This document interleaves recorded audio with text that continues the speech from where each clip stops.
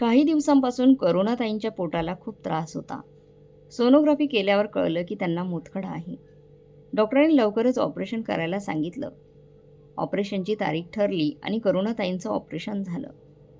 त्यावेळी त्यांची सगळी धावपळ आणि काळजी त्यांची सून पौर्णिमा करत होती. त्यांची मुलगी मेघना काही कामानिमित्त दुसऱ्या देशात गेली होती.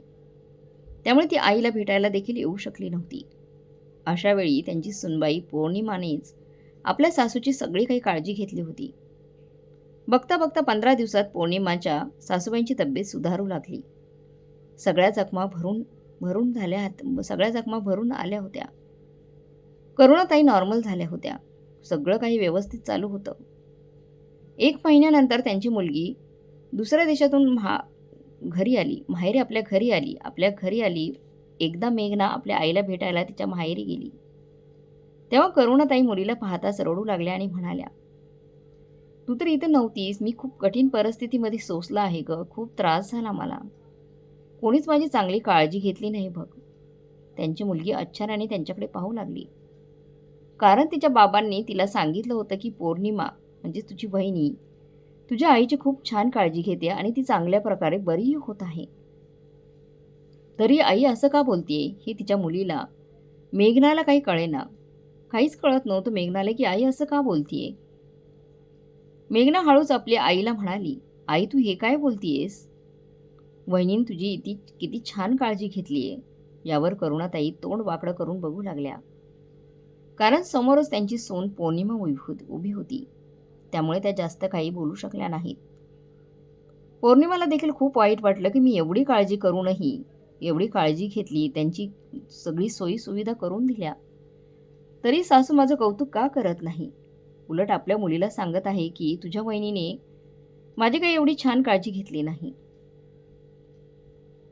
असेच दिवस जात होते. बघता बघता आता वर्ष झालं तरी करुणाताई मोकळे मनाने इतकं करूनही आपल्या सुनेशी बोलत नव्हत्या.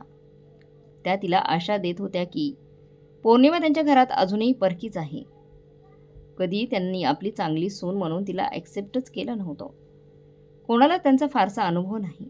एक दिवस करुणाताईंच्या पाठीत जोरदार वेदना झाल्या आणि त्यामुळे त्यांना उठता बसता त्रास होऊ लागला. पाठीत चमक निघाल्यासारखं वाटलं.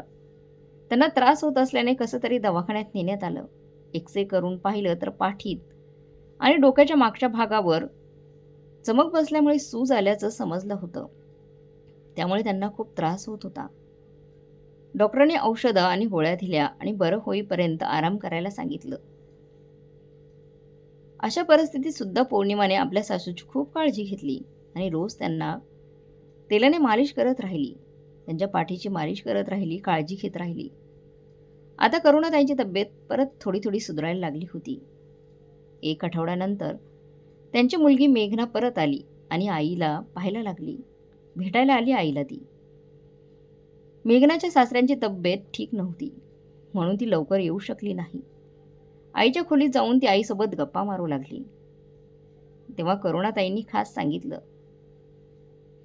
"अगं तू जाऊन माझ्यासाठी आणि तुझ्या नंदेसाठी मँगो ज्यूस बनवून आण," असं सुनेला सांगितलं. तुझ्या नंदेला मँगो ज्यूस खूप आवडतो. मग पौर्णिमा तिथून जाऊन किचनमध्ये जाऊन मँगो ज्यूस बनवू लागली. दिवसभर ती घरात एका मशीनसारखं काम करत होती. तरी तिची सासू तिचं कौतुक करणं थांबवून तिला कौतुक करतच नव्हती, उलट पौर्णिमेच्या कामातच कमीपणा दाखवत होती. त्यामुळे पौर्णिमेचा चेहरा एवढा सुकला होता की जेव्हा पौर्णिमा ज्यूस बनवून सासूबाईंच्या खोलीजवळ गेली तेव्हा तिने पाहिलं की तिची सासू आपल्या मुलीला त्यांच्या कपाटाच्या चाव्या देत म्हणत होती, "कपाट उघड, माझं थोडंसं काम आहे. त्या कपाटात माझे नवीन कपडे ठेव आणि दुसरे काही कपडे बाहेर काढून टाक. मग लगेच लॉक करून चावी मला दे." पौर्णिमा हे ऐकून थक्क झाली, कारण तिच्या सासूला कपाटाची चावी त्यांच्या जीवापेक्षा जास्त महत्त्वाची होती. पाठीच्या गुन्ह्यामुळे ते कपाट उघडू शकत नव्हत्या. कपाटाच्या चाव्या सांभाळत होत्या जेव्हा पहिल्यांदा त्यांचं ऑपरेशन झालं होतं. ऑपरेशन होण्यापूर्वी त्यांनी चाव्या कुठेतरी लपवल्या होत्या आणि घरी आल्यावर जे काही पाहिजे असायचं ते त्यांच्या मुलाला बोलावून कपाटातून सामान काढून घेत होत्या. कपाटातून काही काढायचं किंवा त्या कपाटात ठेवायचं असेल तरी करुणाताई आपल्या सुनबाईला चावी देत नव्हत्या. तिच्यावर तर ते एवढा विश्वासच ठेवत नव्हत्या. जरी समोर पौर्णिमा असली तरी करुणाताई आपल्या मुलगा बोलावूनच कपाट उघडत होत्या. त्यांचा मुलगा आता जास्त काळ घरी राहत नव्हता. त्यामुळे कपाटातून काही वस्तू काढायच्या असल्या त्यावेळेस त्यांना त्या काढता येत नव्हत्या.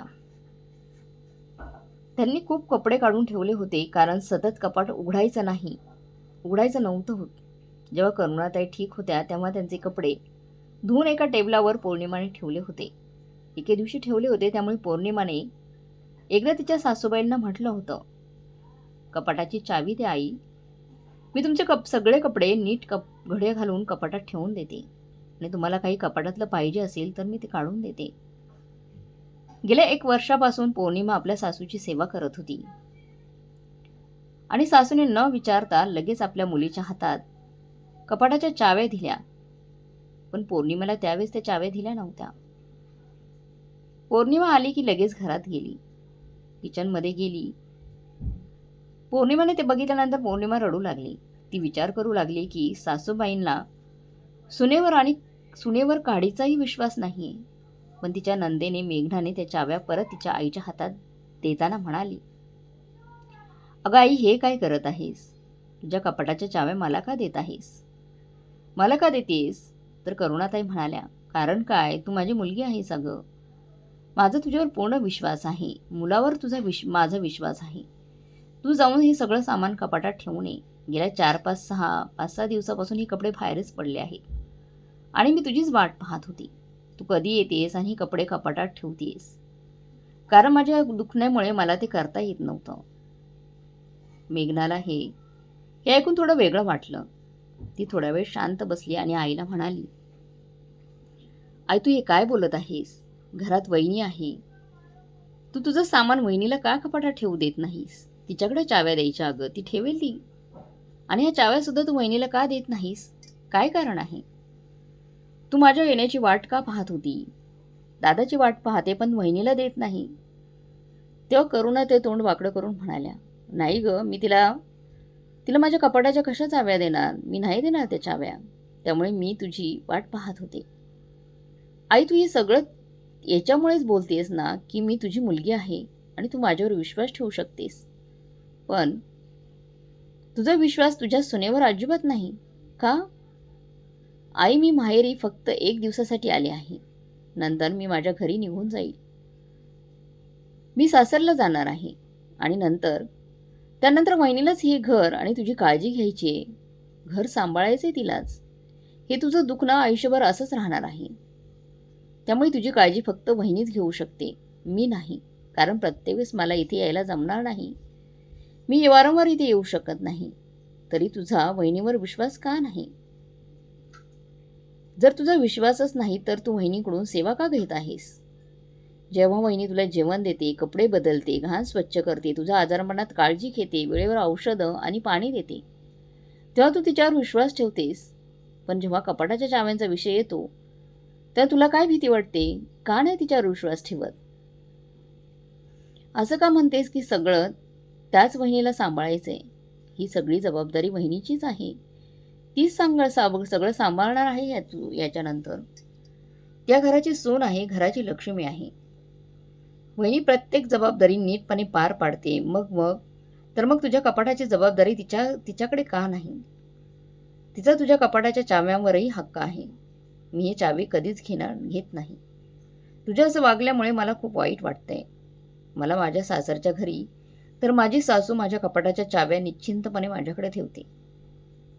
याचा अर्थ माझ्या सासरच्या घरात माझा आदर आणि सन्मान स्वीकारलेला आहे. पण तू तर तुझ्या सुनबाईला अजिबातच आदर देत नाहीस. अजून वहिनीला या घरात सून आणि लक्ष्मी म्हणून मानलं गेलं नाही. तू मानतच नाही. पण काय सांगू, मला इथे अजिबात छान वाटत नाही तुझ्या अशा वागण्यामुळे. म्हणून मी माझ्या घरी माझ्या सासऱ्यांकडे परत चालली आहे सासरला, असं म्हणत ती उदास मनाने उठली. त्यांना कळलं की आपली मुलगी निघून चालली आहे आणि ती का निघते हे समजलं. ते समजून घेत होते की आपण खरंच आपल्या सुनेसोबत खूप वाईट वागतोय का? वाईट होतंय का तिच्याबाबत? मी तिला अजूनही आपल्या घरातली मानलं नव्हतं. असं विचार करून ते मनात म्हणाल्या, जशी माझी मुलगी लग्न करून दुसऱ्यांच्या घरी गेली, तशीच इथेही दुसऱ्यांच्या घरातून मुलगी आपल्या घरात आली आहे. तिची काळजी घेणं, तिला स्वीकारणं ही माझी गरज आहे. माझ्या घरी लग्न करून आले ती माझी मुलगी. तिच्या सासूने तिला स्वीकारले, पण मी अजूनही माझ्या सुनेला स्वीकारलं नाही. ही गोष्ट जेव्हा त्यांना कळले तेव्हा त्यांना वाईट वाटलं. त्यांचा विश्वास त्यांच्या मुलीच्या सासूवर आहे, तर माझा का नाही? माझ्या मुलीला तिची सासू चाव्या देते. माझ्या सुनेवर मला विश्वास ठेवायला पाहिजे होता ना. आपली मुलगी जाताना पाहून करुणाताई म्हणाले, अरे मेघना, कुठे चालली आहेस? मी माझ्या सुनेला ज्यूस बनवायला सांगितले, थांब, मी आता तिला बोलवत आहे. आणि जेव्हा सुनबाई माझ्या बेडरूममध्ये येईल तेव्हा मी त्या चाव्या तिच्या हातात देणार आहे आणि माझ्या कपाटाची सगळी जबाबदारी तिच्यावर सोपवणार आहे. आजारी असताना तिने खरंच काळजी घेतली होती, पण मीच तिच्याशी वाईट वागले. सगळी जिम्मेदारी आता मी माझ्या सुनेला देणार आहे. माझी चूक मला कळली आहे. तू अजिबात टेन्शन घेऊ नकोस. मला तुझं सगळं बोलणं पटलं आहे. जसं माझ्या मुलीला सासरी सगळे अधिकार मिळाले आहेत, सन्मान मिळाला आहे, तसंच आता मी माझ्या सुनेला सगळे अधिकार देणार आहे. एवढं म्हणून करुणाताईंनी आपल्या सुनेला आवाज देऊन जवळ बोलवलं. पौर्णिमेच्या डोळ्यात आधीच पाणी येत होतं. आईच्या अशा वागण्यामुळे तिला फार वाईट वाटलं होतं. सासूबाईंच्या आवाजाने तिने डोळे पुसले आणि मँगो ज्यूस घेऊन तिच्या सासूच्या खोलीत निघाली. अगं सुनबाई, दिवसभर कामच करत राहणार आहेस का? इकडे ये, थोडा आमच्याबरोबर बसून तरी गप्पा मार. आणि हे काय, फक्त 2च ग्लास ज्यूस बनवलास का? 2च ग्लास ज्यूस बनवून घेऊन काय आलीयेस? पौर्णिमाने सांगितलं, सासूबाई, घरात जास्त आंबे नव्हते, त्यामुळे जेवढे आंबे होते त्याच्यापासून फक्त 2च ग्लास ज्यूस बनवता आला आणि तेवढंच मी घेऊन आली आहे. तुम्ही आणि ताई हाच ज्यूस पिया. तर सासू म्हणाली, नाही ग सुनबाई, अजून एक रिकामा ग्लास घेऊन ये बरं. आम्ही दोघी आमच्यातला निम्मा निम्मा तुला देणार आहे. थोडा थोडा त्यात देतो, मग 3 ग्लास होतील आणि मग आपण ते तिघी मिळून ते ज्यूस पिऊया. हे बघून पौर्णिमा आश्चर्याने आपल्या सासूकडे बघतच राहिली. मग सासूने तिला त्यांच्याकडे बोलवलं आणि त्यांच्या हातात चाव्या सुनबाईच्या हातात देत म्हणाल्या, ते जरा कपाटात ठेव. सासूबाईंचं बोलणं ऐकून पौर्णिमेच्या तोंडावर हसू उमटलं आणि तिच्या डोळ्यातून आनंदाच्या अश्रू उमटू लागले. आपल्या सुनबाईच्या डोळ्यातले अश्रू पाहून करुणाताईंना सुद्धा त्यांचं वागणं बघून ते चुकीचं वागत होते हे सगळं वाटून त्यांना पश्चाताप होऊ लागला. मी खरंच इतक्या चांगल्या सुनेसोबत भेदभाव केला. तिने माझी एवढी काळजी घेऊ नये, मी तिचा तिरस्कार केला, असं मनात म्हणाल्या. करुणाताईंनी आपल्या मुलीकडे आभार मानणाऱ्या डोळ्यांनी पाहिलं आणि आपल्या सुनेला म्हणाल्या, सुनबाई, आता हे सगळं तुलाच सांभाळायचं आहे.